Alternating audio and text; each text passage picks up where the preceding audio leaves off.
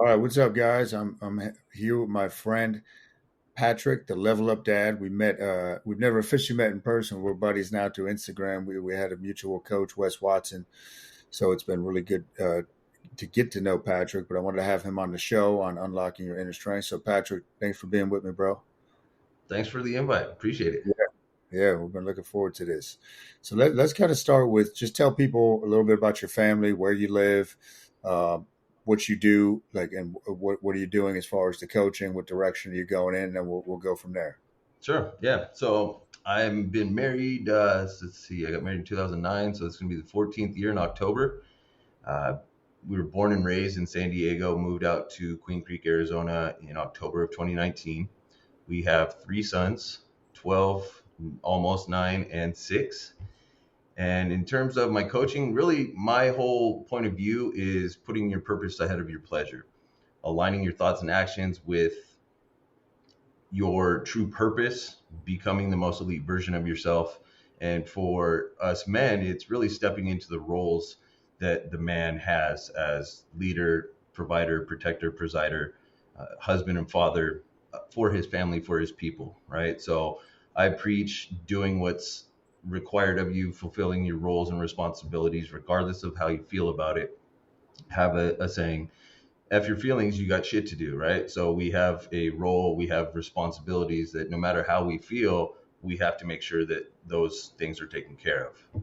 So that's the point of view that I come from. And I think a lot of people are needing to hear the information because I get great feedback. And I think it's because a lot of us may not have had the best role model growing up.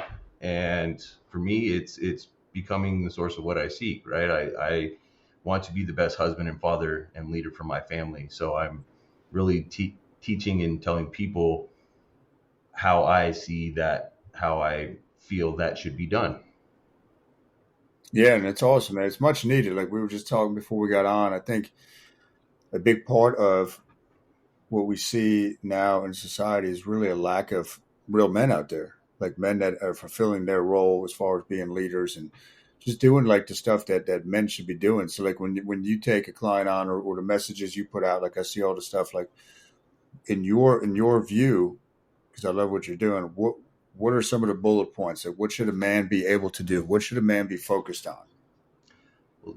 I'd say the three P's, right? Provide, protect, preside.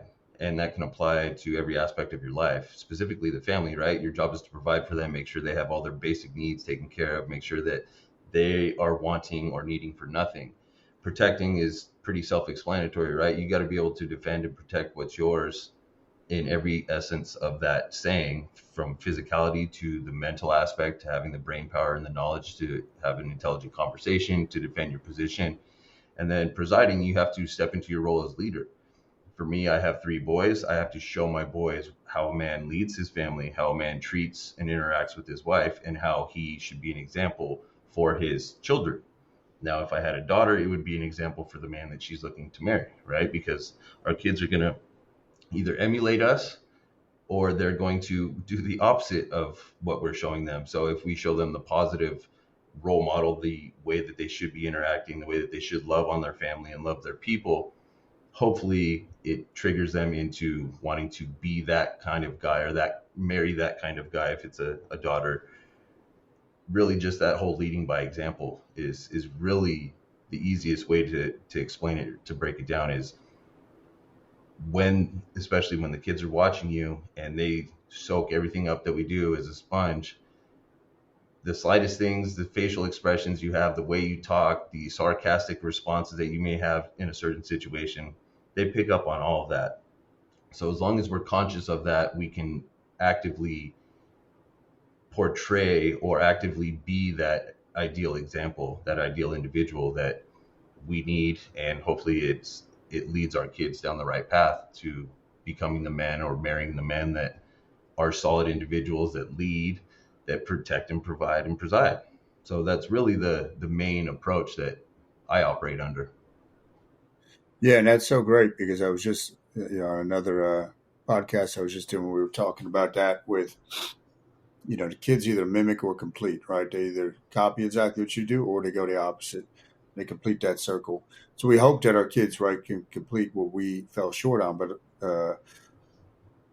or that they're going to mimic all the good things, right? Like you said with the sons, they're always watching. We can tell them whatever we want, but if they don't see you working out, they don't see how you're treating your wife, that's probably what they're going to do, right? If you're not working out, they're going to grow up, and most likely, unless they complete, that happens sometimes, obviously, but the more likely is they're going to mimic you, and they're going to Right. see that, and it's just, I hope the pendulum. I think it's probably swinging back the other way with guys like us, where you know. I think you get so many generations removed from the founding principles of a country like America that it gets watered down. People forget the values that this country was founded in, and things just and I see, like you were talking about, like some of the elections earlier. I knew when I was a phys ed teacher, man. I don't remember what year it was. It might have been one of it might have been George Bush was still president, maybe, or maybe it was Obama. I'm not sure. But when they were really making that push to stop keeping score, right? And they did something on the White House lawn. Oh, we're not going to keep score. And then, because I was a teacher at that time, phys ed teacher, and you start seeing, oh, everybody's getting a trophy and this, and it was just like this. Something doesn't feel right about this, And then you see what's happened now, right? Yeah, you're exactly right. I mean, I coach my middle son Declan loves soccer, so I've been his coach pretty much his whole career. He's 9 now, so it hasn't been that long. But they keep score, regardless of the leagues that we play in that don't keep score. The recreational leagues, the kids absolutely keep score on both teams, so they know. Oh, it's 4-2, and they argue back and forth because they are actively keeping score. So this is I think it's an innate thing that we have, that competitiveness to be the best.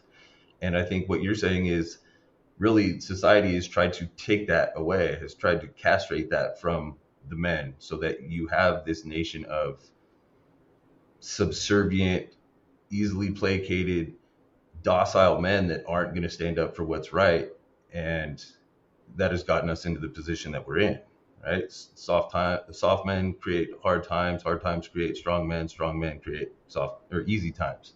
So it's that Yeah, pendulum or that cycle that you're talking about, where I think we've swung back now, where there are guys like us that are finally, not finally, but that are preaching louder and louder. Hey, we need to go this way. This is what we should be doing as men.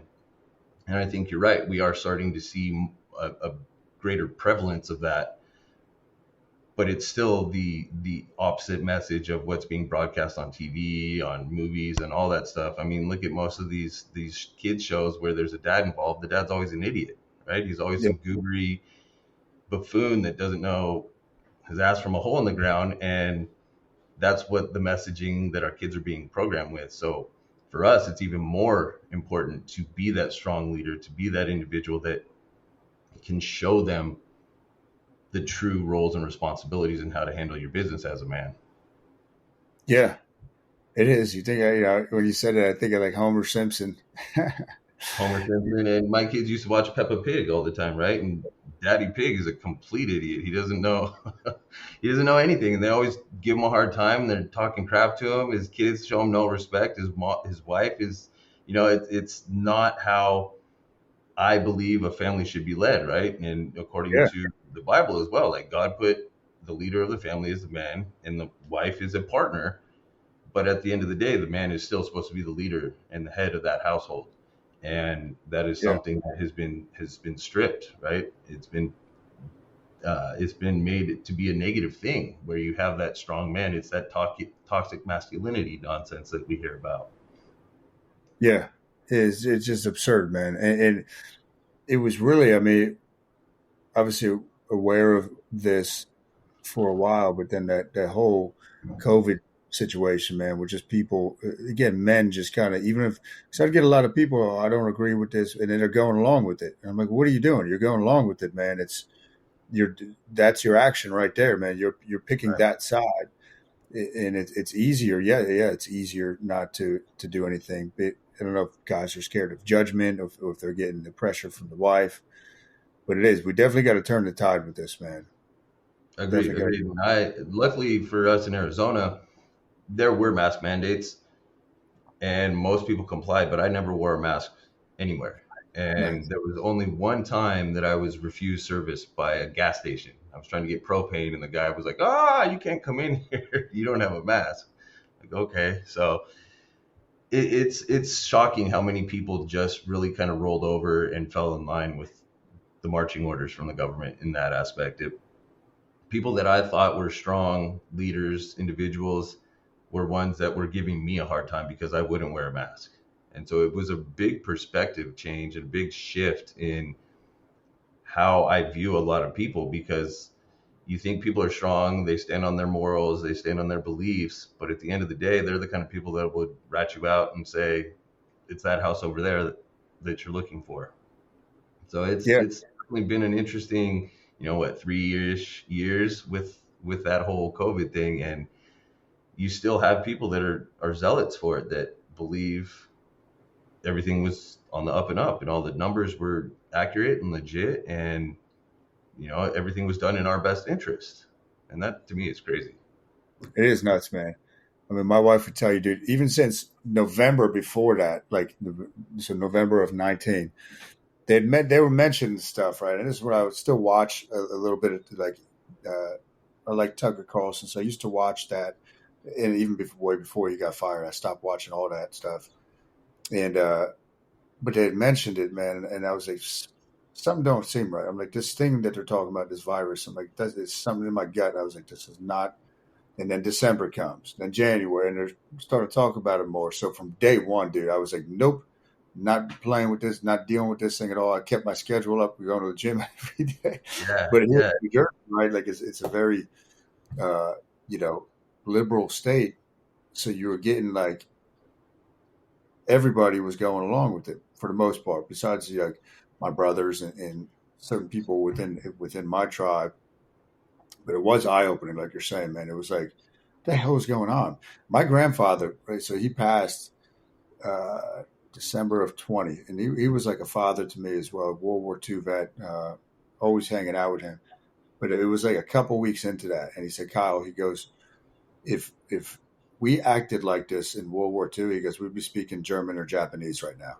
He's like, Absolutely. this is just insane. So when we opened with the COVID stuff, the news is there and everything. I had him next to Sure. me, man. I had him next to me, World War II vet.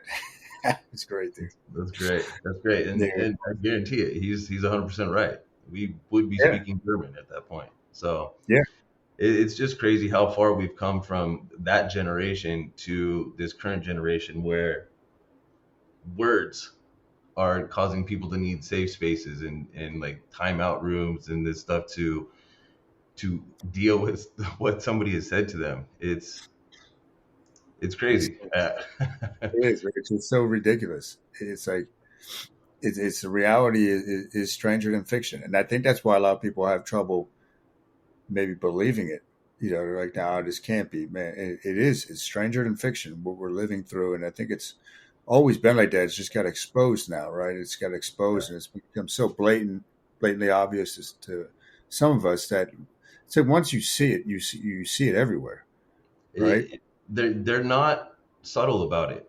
Once, No, like you said, once you understand what and how they do it, it's everywhere, everywhere. From you can scroll through the nightly newscast and they're all spewing the same exact verbiage about a certain message, or excuse me, a certain story. You can tell they have talking points. Well, and then you do more research, right? And you find out that I think it's 6 companies own all the different media outlets that we hear. So it's like, okay, now you're consolidating power in what's supposed to be the press, right? The free press. And when you see the documentation or you see the clips of multiple channels in different states literally saying the same exact thing about the same exact story, to have the position that it's not coordinated is silly. It's it just goes to the fact that people, I think, want to be comfortable, right? They don't want to challenge. They don't want to have any kind of wakes or anything that they have to deal with in their life. They want that comfortable, easy life, and it's easier for them just to go along with the narrative and enjoy their Starbucks and all their nice stuff, and really not have to confront anything or have that controversy come to their doorstep. It's again, that's I think why you and I are having the feedback that we're getting, or receiving the feedback that we're getting, because we are the opposite of what's being preached. And once you're able to get your message out and heard, their story falls apart, right? There's no logic, there's no documentation, there's no science behind any of the stuff that they're saying. Yet they just keep beating that message into you so much that people just finally like, okay, I guess so, and they roll over and fall in line. It's I keep saying it, but it's crazy to me. Like there, people have lost their ability to think critically and analyze, and it's Yeah, obvious. it is. And I think like one of the big things with the human brain, right, is the fear of judgment. And I think that that's got so many people by the balls where they believe, like you said, you talk to them behind closed doors. Dude, again, with the COVID stuff, man, I was having all these higher ups from the town, the county, behind a closed door. We agree with you, man. We agree with you. I'm like, well, why are you going along with it then? Doesn't make sense because people are going to judge you.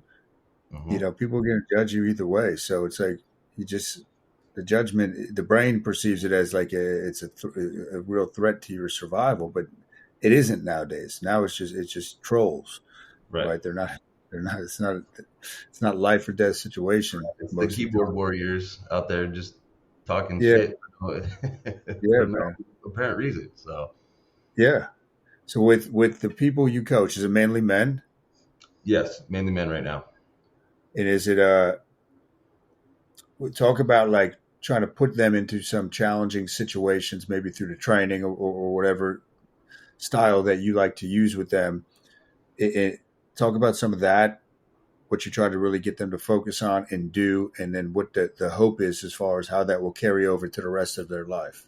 Sure, sure. So I like to use some Stoic principles in that where I preach purpose over pleasure, like I said earlier, and that applies to everything, right? So from nutrition to training to fulfilling your roles and responsibilities, you have a purpose. The purpose of eating is to fuel the body. It's not to indulge. It's not to be gluttonous. It's not to eat until you can't move because you can't control yourself, right? It's to eat solid fuels that make your body feel and perform to its best. And then again with the training, it's not you're not doing you're pushing yourself daily doing the hard work so that you can become a better individual, and that is with training, that's with challenging yourself mentally as well. It's why I encourage my guys to read at least 20 pages a day, right? We read 20 pages a day on self-development based books to feed the mind, like you like to say, right? We have to feed our brain constantly. It's constantly looking for more. And I think if we're not actively feeding it, it's not going to continue to progress, right? You're going to get stagnant, you're going to be stale. And for me, it's always about pushing to get better, pushing myself through the hard stuff. And I do the same thing for my guys, right? We run and we attack the hard stuff. And the stoic part of that is the stress inoculation, right? We're making it hard on ourselves on purpose so that when life throws the curveball at us, when life tries to make it hard on us, we're already mentally prepared. We're mentally strong enough to be able to overcome that. We know it's just temporary. It's a hurdle. This isn't the end of days. This isn't our life ending. This is something that we have to overcome. And when you're stringent with your diet, when you're stringent with your training, you make it hard on yourself. You either track macros or you do the fasting approach, whichever one fits you better. You lift heavy weights or you run long distances or you whatever that physical thing is that you like to do. When you push yourself to do the hardest and to go the hardest, it builds you up mentally. And right, so this is always about mindset. All this stuff is used to build the mindset. So through the inoculation of the physical stress, of the mental stress, of the following the diet plan, you build yourself up consistently. And so you build that discipline, you build that you're inoculating yourself against the stress. And it's just about doing that repeatedly over and over and over until essentially until you're dead, right? Because at the end of the day, this is a lifelong process of getting better. So when we attack and we go through the hard stuff on purpose, it doesn't make our life easier necessarily. It just prepares us for when life throws that curveball or when life tries to put that speed bump in the way, you're able to just to overcome it and keep going. Yeah, and that's one of the big mental reasons why I love the fasting is it's tough when you do it right, and I knew from early on when I was doing it, I'd play these little scenarios in my head, just building mental muscle with it. That if I was sitting across the table from somebody and let's say I had a negotiation, I know that I can go a day, 48 hours, 70 without eating, and that person's never done that. And it was just like little stuff like that, right? It's like Right. I can do tough stuff and I can do it consistently. And how do the guys respond to that when you're doing it? When you're putting them through this stuff. It depends, right? So each one is responded differently. Most are gung ho about attacking it initially, but then they hit the little bit of resistance, or they get hungry, or they want to eat something that doesn't align with their macro plan. Some of them break, but then they feel regret, right? They're like, I knew I shouldn't have done that. I'm not supposed to do that. And to me, I'm telling them that regret is a sign of something you should remove, right? It's your body, your conscience, your brain's telling you this isn't something we should be doing. So I try and plant the seeds with them, like, we're human, we're gonna make mistakes, we're gonna do stuff that we're not supposed to. However, you can't dwell in it, and you can't repeat the same mistakes. Like we tell our kids, don't repeat the same mistakes, learn from your mistakes, and don't do it again. So Yeah, by kind of pushing them that way, it makes them feel like they're not complete losers, or they're screwed completely, that they can get back on course, which everybody can. So it's kind of the, you beat them, right? Like, you got to do this. This is what we need to do. This is our target. This is what we're aiming for. But at the end of the day, you're going to make a mistake. You may fall off, but don't dwell on that. Move past it and get back in line, get back on the blueprint, follow that, and work consistently to get better. So a lot of them will make mistakes, like I said, but there are some that don't miss. And that's ideal, right? That's what we try and do every day, is to not miss. I don't miss my wake up time. I don't miss my training. I don't miss my nutrition. I don't miss on all that stuff, because one, it makes me better. It makes it harder on me so that it inoculates me to those situations, like I mentioned earlier.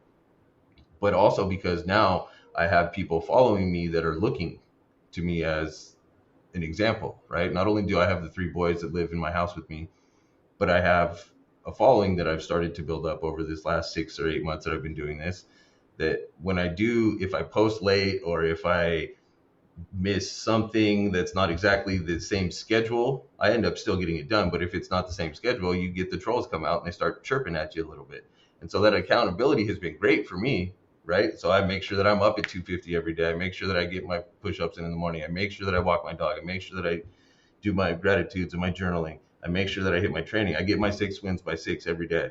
And there's always somebody to say, they always ask me, what are your 6 wins in the DM? Right. So I'll list them out again, and everybody's like, oh, okay, cool. And so you have these people that end up, and I'm sure it's even more for you since you've been doing this longer, that are really, I think they're looking for you to stumble. They're looking for you to show them that, oh, even this guy screws up. So that means I can screw up. I don't have to be as rigid. I don't have to be as disciplined. And for me, that has been one of the greatest motivating factors, that accountability of, if I slack off, if I do anything that's not according to my blueprint, other people are going to see that as a way out.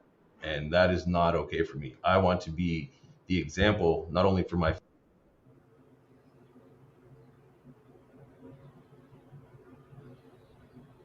people that are potentially looking to hire me as their coach.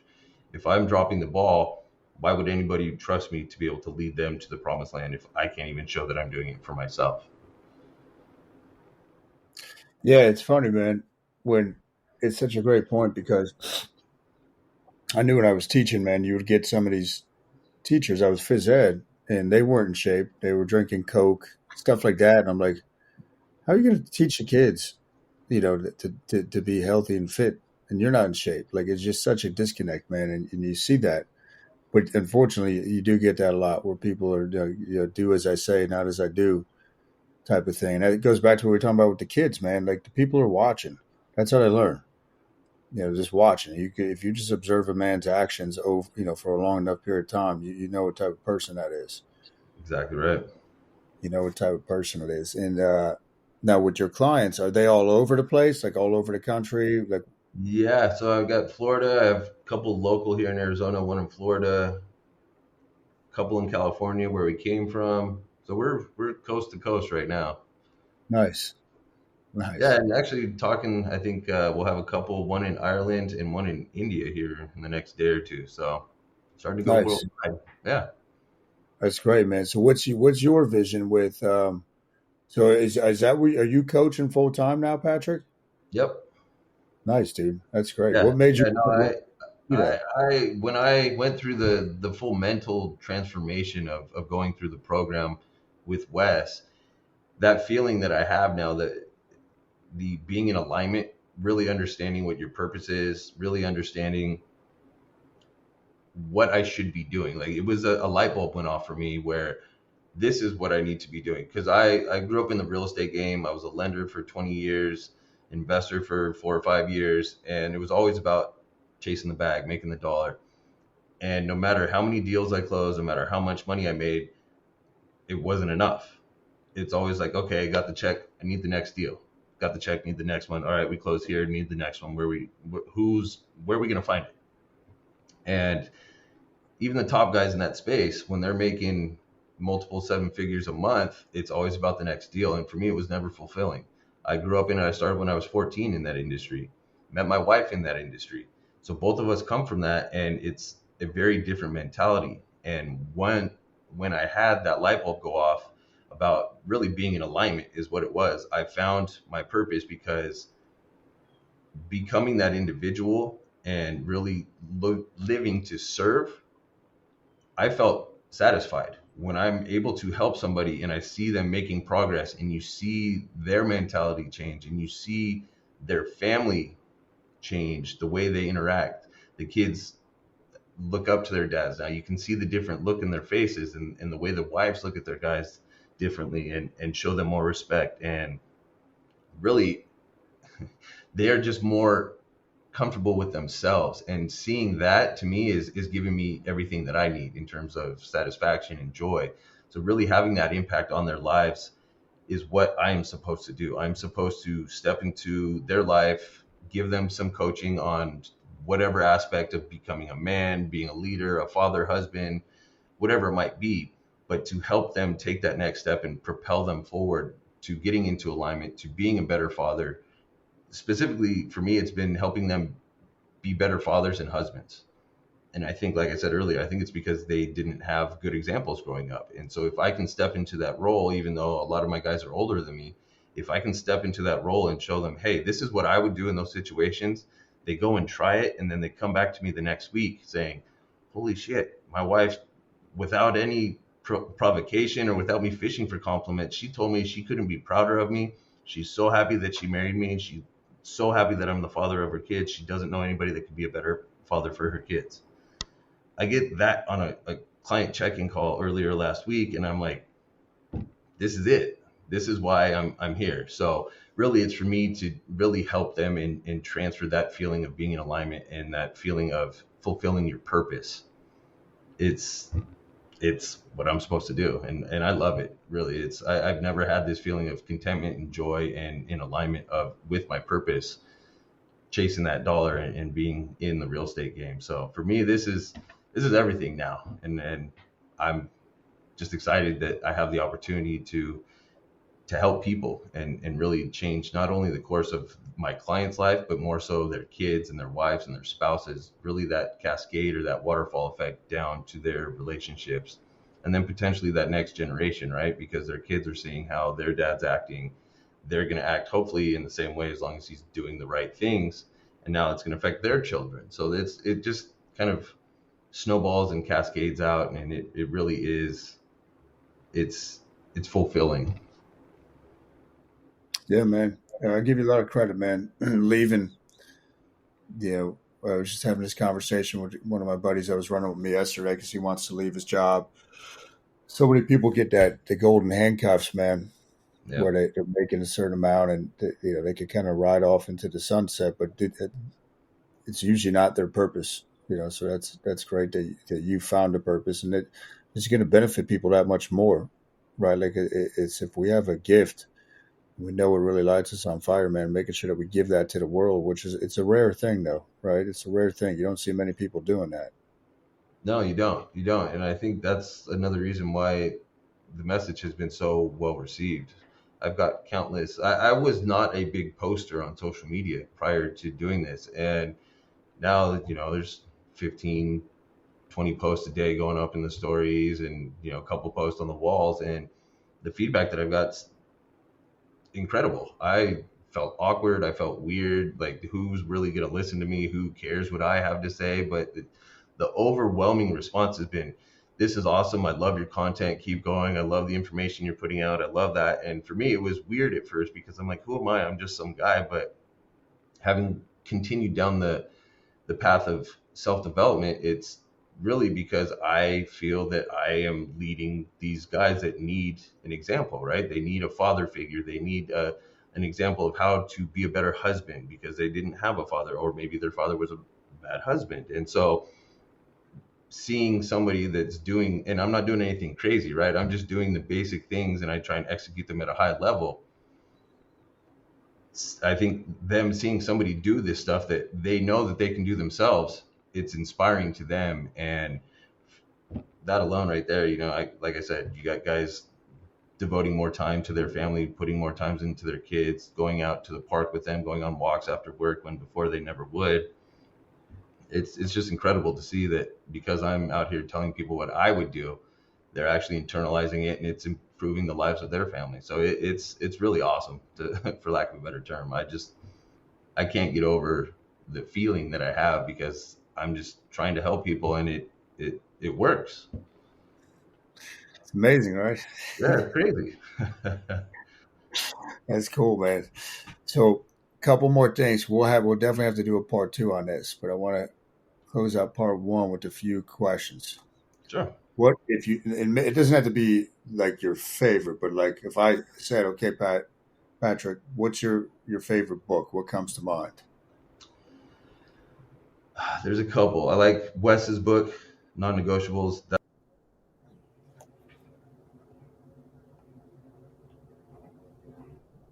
Patience is a good one. And then honestly, I like the Manual by Epictetus. That one to me is probably the best out of all of them. Oh Uh, yeah, yeah, that for me fits right in line with the way I approach life, the way I view it, and it's very stoic in its writings because it's from Epictetus. But that one it's an easier read too, where Meditations is a little bit more intense or laborious to read. He's written it with more thought behind it, I think. But the manual is anybody could read it. I could give it to my sons and they could read it and understand it and work on it. So for that reason, along with its teachings, that one is probably my favorite. and it's the Manual by Epictetus. Right.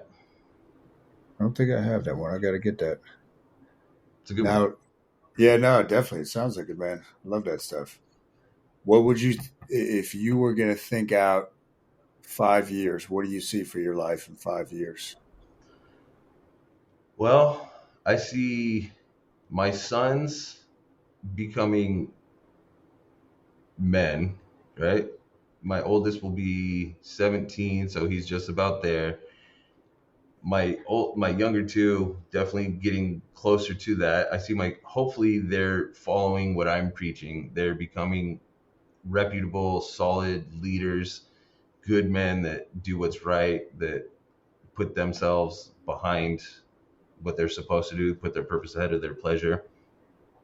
I see my wife and I only getting better and better, right? Because my wife and I have always had a great relationship, but ever since I've gone on this self development journey, it's gotten even better. So I expect that to continue. I don't know how it can, but I didn't think it could in the first place, and it has. So I see that continuing to improve. In terms of business, I have a goal of helping thousands of men. So within 5 years, I think I should be pretty close to at least 1,000.